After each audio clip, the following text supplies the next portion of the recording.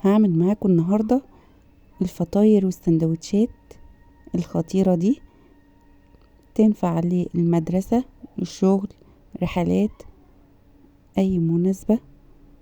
هعملها معاكم النهاردة. هنجيب كيلو من الدقيق، وهنحط عليه بيكو من الخميرة الفورية، معلقة كبيرة من السكر، معلقة صغيرة ملح، وهقلب المواد الجافة مع بعض. نحط كوباية الا ربع لبن دافي، وبعدين هكمل العجن بمية دافية زي ما انتوا شايفين. هفضل ازود المية شوية شوية لحد ما العجينة تبدأ تلم معايا. تمام، خدت معايا حوالي كوبايتين. هحط ربع كوباية من الزيت زي ما انتوا شايفين. لمت العجينة وبقت طرية جدا. هسيبها لما تخمر. خمرت اهي. هبدأ ان انا بقى اشكلها معاكم. ناخد قطعة من العجينة، هبدأ افردها زي ما انتوا شايفين، وهاجي من عند الاطراف هعمل لها سمك كده من طرف العجينة، علشان لما احط عليها الحشوة ما تطلعش بره.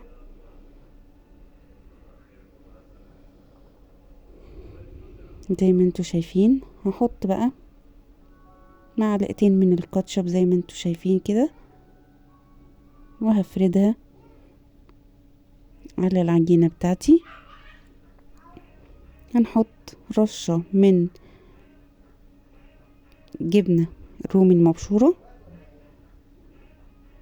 رشة من الزيتون، ورشة من البانيه. محضرة طبعا الحشوات بتاعتي، قلية البانيه ومقطعاه مكعبات زي ما انتوا شايفين. وبعدين هحط رشة من الجبنة الموتزاريلا،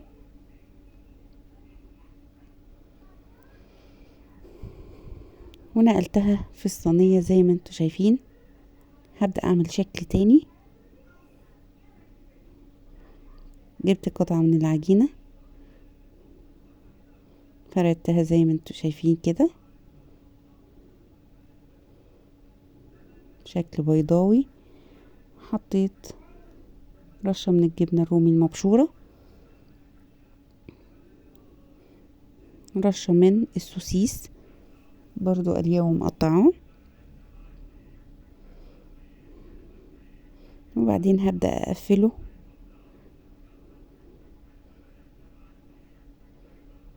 من الاطراف بالطريقة دي. يبقى اعمل كده زي مثلا القطايف، وهقفله كويس وهنقله في الصينية بتاعتنا. هعمل شكل تاني، هعمل شكل زي المولتو. بقطع العجينة كده زي مثلثات،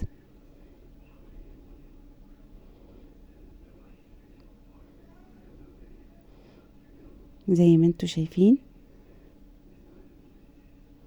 هبدأ احط اي حشوة في المثلث بتاعي من تحت، وبعدين هقفله بالطريقة دي، واتأكد ان الحشوة ما تطلعش بره.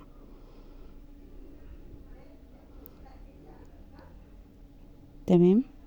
هخلي الطرف الاخير لازم يبقى تحت علشان ما يفتحش مني جوه الفرن. نحط الحشوة وبعدين نقفل عليها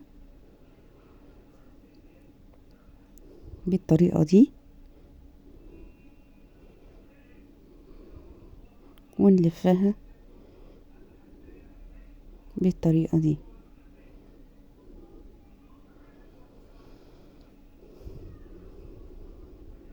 تمام كده. طبعا حجمه هينفخ لما يتعمل. عملت واحدة تانية في الصينية، فردتها شكل بيضاوي، ودهنتها معلقتين من الكاتشب، رشة جبنة مبشورة، رشة من البانيه والزيتون والجبنة الموتزاريلا برضو.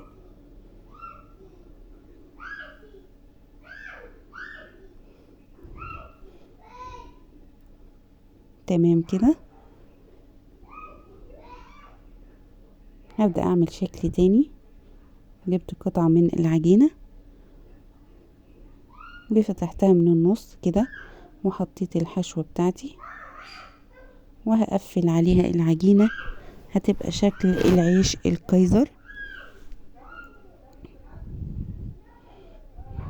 بالطريقة دي.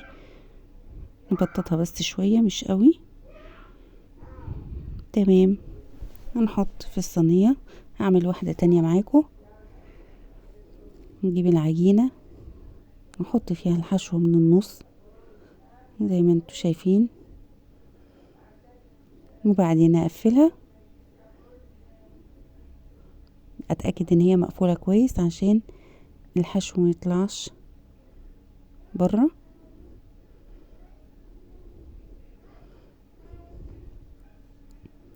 تمام كده.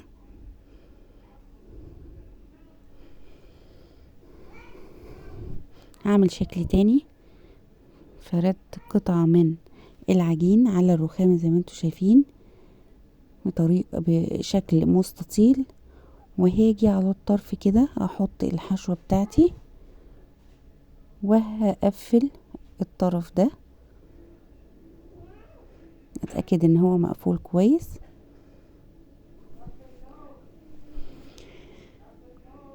وهاجي بقى بالسكينة بتاعتي هعمل شرايح كده في نص العجينة التاني، بس مش هفتحه للاخر، من النص كده. وبعدين هجيبها واقفلها على النص التاني، هيدي شكل حلو جدا معانا، شكل مختلف. نقطع الطرفين كده لان مفيهوش حشو.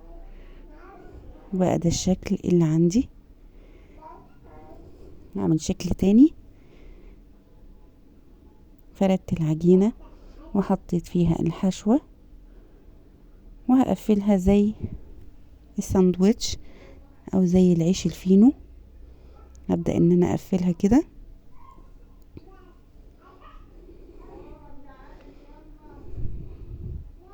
تمام كده.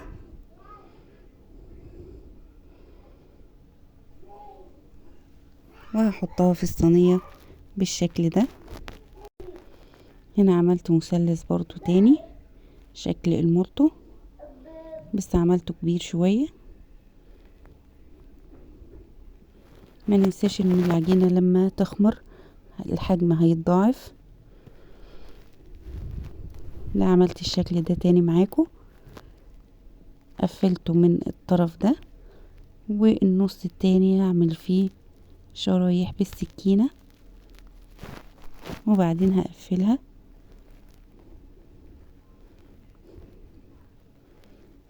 بالطريقة دي. تمام كده. نيجي بقى نعمل السائل اللي هنلمع بيه وش الفطاير بتاعتنا. جبت نص كوباية من المية، حطيت فيها معلقة سكر، رشة فانيليا، معلقة من الكاتشب، وهدهن بيه وش الفطاير بتاعتي.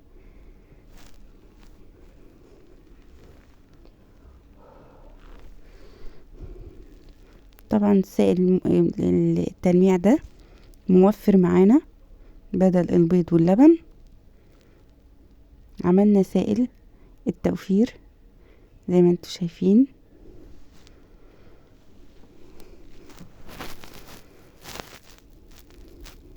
دهنا الفطاير بتاعتنا من كل ناحية.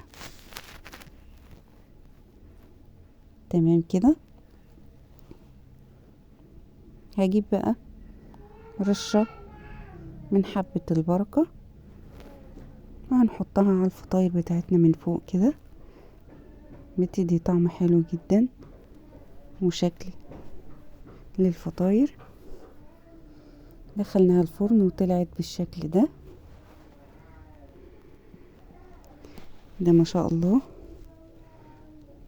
شكلها حلو والطعم جميل جدا، والعيال كمان هيحبوها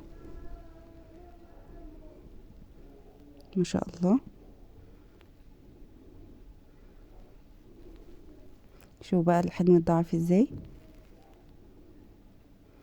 لما خمرت، بقت تحفة.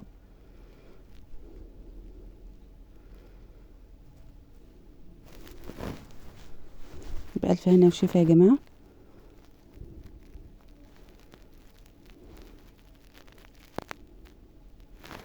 شكل الفطاير يشهي وجميل جدا. تعالوا بينا اما افتح لكم فطاير تشوفوها من جوه شكلها عامل ازاي.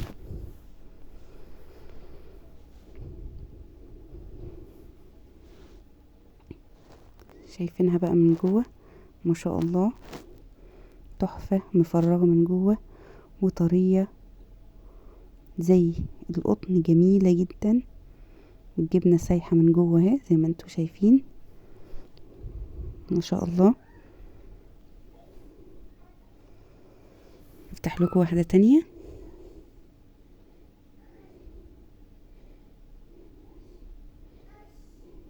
اهي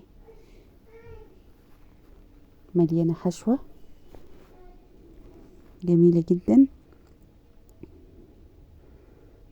افتح لكم بقى الكايزر الحلوة دي،